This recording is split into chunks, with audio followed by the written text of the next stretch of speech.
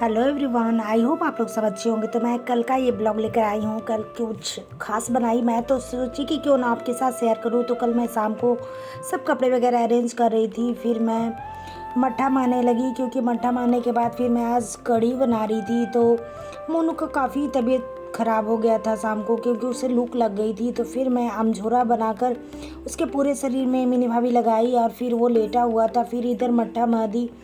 अब मट्ठा मारने के बाद फिर उसमें बेसन डाली, और बेसन डालने के बाद फिर उसे अच्छी तरह से मथी, ताकि वो अच्छी तरह से मिल जाए। अब जब वो मिल गया तो उसके बाद फिर उधर चावल भी चढ़ा हुआ था।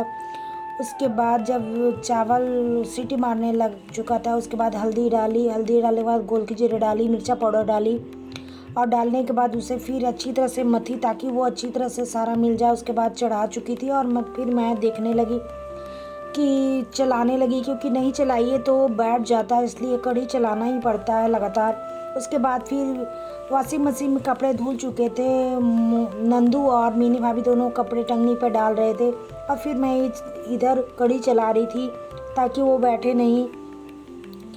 उसके बाद फिर जब कढ़ी बन चुका था, उसके बाद साग मैं तोड़ रही थी। मैं और नंदू मिलकर दोनों साग तोड़ रहे थे, क्योंकि शाम को टाइम रहता है तो साग वगैरह तोड़कर शाम को ही रख लेते हैं। उसके बाद फिर पकौड़ी के लिए बैटर तैयार करने लगी मिनी भाभी। उसके लिए थोड़ा सा गोल की जीरा पाउडर, हल्दी पाउडर, मिर्चा पाउडर डाली, और फिर उसमें खाने वाला सोडा भी थोड़ा सा डाली, ताकि अच्छी तरह से वो थोड़ा खिले। तो उसमें थोड़ा सा खाने वाला सोडा डालिए तो अच्छा से खिलता है, तो उसे डाल दी। और डालने के बाद फिर इधर कढ़ी लगभग तैयार हो चुका था। उसके बाद फिर अच्छी तरह से उसे मिलाई, और जब वो मिल गया था तो फिर इधर मैं कढ़ी पत्ता भी तोड़ रही थी, क्योंकि कढ़ी पत्ता से कढ़ी छौंके तो बहुत टेस्टी लगता है। तो फिर मैं कढ़ी पत्ता तोड़कर उसे धोई। उसके बाद मेरी भाई पकौड़ी बनाने लगी, और सारे पकौड़े देख सकते हैं कितने खिले हुए हैं।